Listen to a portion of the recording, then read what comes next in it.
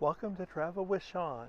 I'm Sean, and today we are in Rostock, Germany, in the northern part of Germany along the Baltic Sea.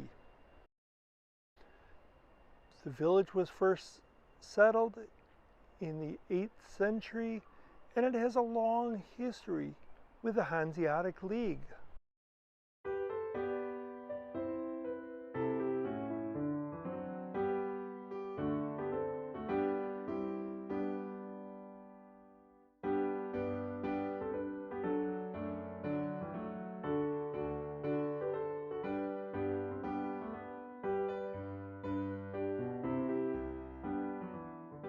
Rostock is on the Warnow River near the Baltic Sea in northern Germany and traces its origins back to Slavic settlements along the Warnow River in the 8th century.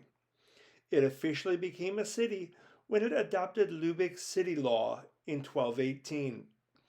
In 1259, Rostock joined an alliance with other Baltic cities that became known as the Hanseatic League, a political and economic world power. Rostock developed from 3 independent merchant settlements that merged into one city in 1265. Unlike Wismar, Rostock was never part of Sweden or Denmark. On May 1, 1945, the Soviet Red Army entered the city almost without a fight. St. Mary's Church was originally built in the 13th century, but it was rebuilt at the end of the 14th century because the parish was outgrowing the church that they were in, and the current fashion in the 14th century in the Hanseatic cities was to have a church that resembled St. Mary's Church in the Hanseatic city of Lübeck.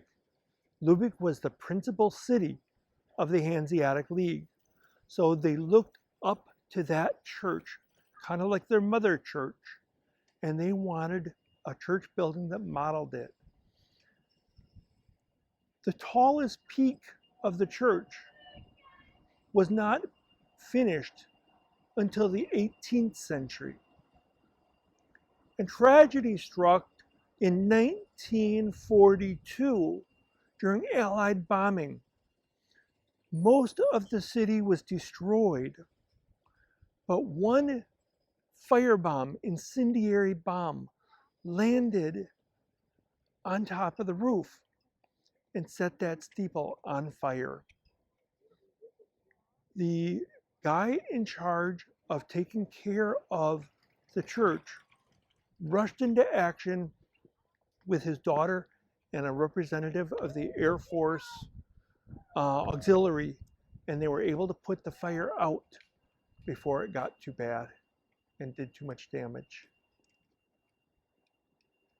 Near the west entrance to St. Mary's Church, or Marienkirche in German, we're looking at what is called the Winter Chapel. Wow, just look at that beautiful stained glass window. The pulpit, built in 1574, was the first item of decoration to be installed in the church after the Reformation, and the main altar was built in 1721. The pew boxes were also installed around 1721, as was the Prince's box, which was intended for the Duke of Mecklenburg-Schwerin, his family, or other high-ranking dignitaries. The canopy above the Prince's box features the coat of arms of the House of Mecklenburg-Schwerin. Ahead of us is the Grocers Guild Chapel. Let's go inside and take a closer look at what they have on display.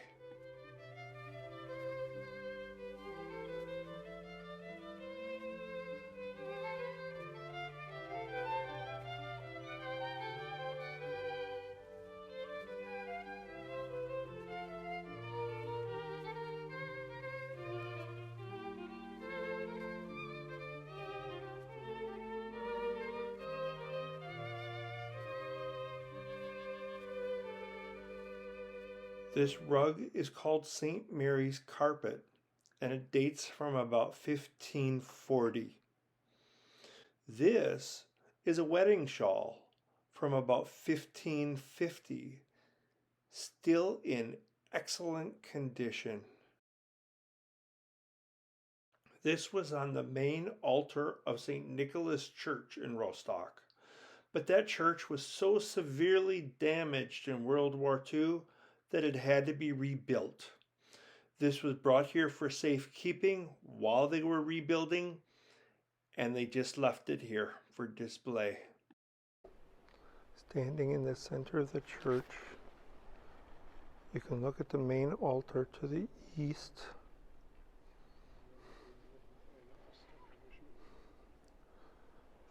The winter altar to the north. The pulpit. The pipe organ. Pipe organ to the west.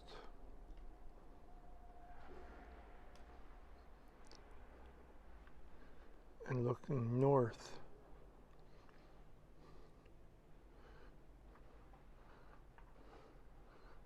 we see the altarpiece that was on St. Nicholas Church altar, the main altar of St. Nicholas Church.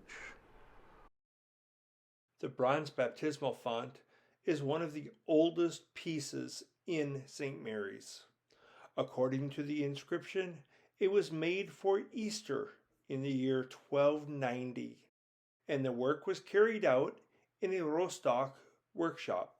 In World War II, the baptismal font was removed and buried in a nearby village to prevent the Nazis from melting it down for ammunition or something else for the war cause. The font's lid is topped with an eagle.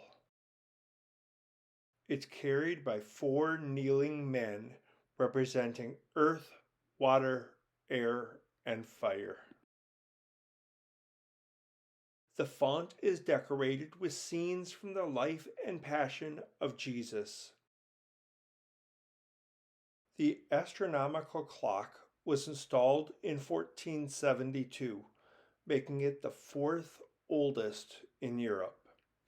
It was encased in concrete during World War II to protect it from Allied bombing.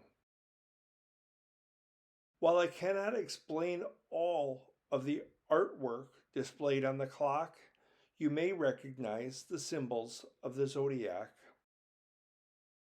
If you know how to read it, you can find the time, month, date, and season. It even identifies Christian holidays. If you visit at noon, you will hear it play chimes. And on top, little figurines of the apostles of Jesus spin around, though sometimes that's hard to see.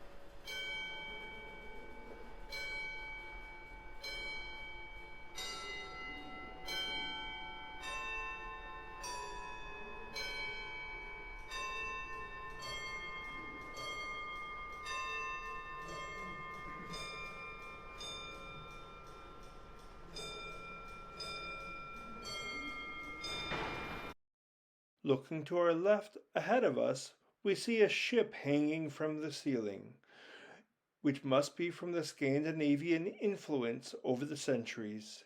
Having a ship in churches is common practice in some Danish and Swedish areas. St. Mary's Church is located on Newmarket, or Newmarket in English. This was the location for witch burnings, and there used to be a pillory here for other punishment.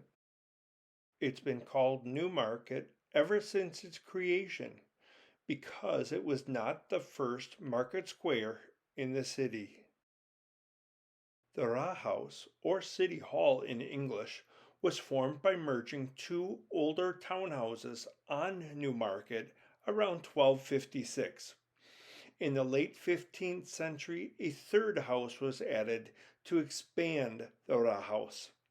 Like other city halls in the Baltic region, the building also served as a department store and warehouse. Sales areas were in the ground floor rooms and in the vaulted cellar, and mainly leased to cloth merchants. When the cloth trade lost importance, the cellar was converted into what is now a restaurant and bar called Ratskeller, because it's in the Rathaus cellar. Just down the street from Newmarket, we can see the back of the Rathaus connected to other administrative buildings by an elevated walkway. Next to it is the city archives.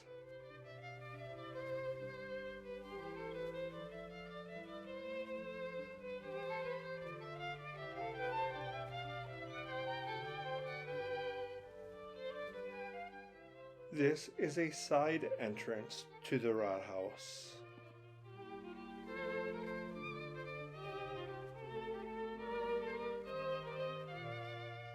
Petrikirk, or St. Peter's Church in English, was built in the early 13th century and first mentioned in literature in 1252. It is the tallest church in Rostock, and the tower stands about 384 feet high. But this is not the original tower. In fact, it's been replaced several times, including twice due to storms in the 16th century. A bombing raid in 1942 caused a fire that gutted the inside of the church. Everything inside was destroyed, and the tower collapsed again. The stained glass windows even had to be remade. These date back to 1960. Here's what the inside of the church looks like now. Fairly modern and simple. The baptismal font dates back to 1290. And just like the one in St. Mary's Church, this bronze baptismal font was hidden during World War II to prevent it from being melted down by the Nazis to use the metal for their war effort. This bell, made in 1548, was hanging in the tower when the tower was destroyed in 1942. Right next to St. Peter's Church is Altermarkt, meaning Old Market, where the first market in Rostock was established in 1189. The air raid that damaged St. Peter's also badly damaged this market. Hutor, meaning Cowgate, was built before 1262 and is the oldest remaining city gate in northern Germany. For many years, this was where cows entered the city on their way to market. The Rostock city walls were built in the 13th century for defense. They lost their military necessity by the 19th century, and parts were destroyed for urban development. The Stundehaus was built in the late 1800s as a meeting place of the nobility and estate owners in the German state of Mecklenburg-Schwerin. Nearby is Steintor, one of the medieval city gates from the 13th century. Warnemünde means mouth of the Warnow in English, and it is a seaside resort and a district of the city of Rostock. Founded in about 1200, it was a small fishing village with minor importance in the region. In 1323, it lost its autonomous status when it was purchased by the city of Rostock in order to safeguard the city's access to the Baltic Sea. It began to develop into an important seaside resort in the 19th century. During World War I, It had aircraft factories. The lighthouse, built in 1897, is still a popular tourist destination. Next to it, the Teapot was originally a tea house built in the 1920s, but burned down in 1945. It was rebuilt in 1968 and is now a restaurant. Am Strom, whose name means by the river, is one of the very first streets in Warnemünde. It's called Am Strom because it was built along the Warnow River. Fishermen, sailors, and pilots lived here in small gabled houses, which were mostly made of simple half timbering. There was only a small distance between the houses, no more than 5 feet, just wide enough for a pregnant cow to walk through. Thank you for watching. Thank you for traveling along with me. As always, I appreciate your support. Until next time, tschüss, auf Wiedersehen, bye bye.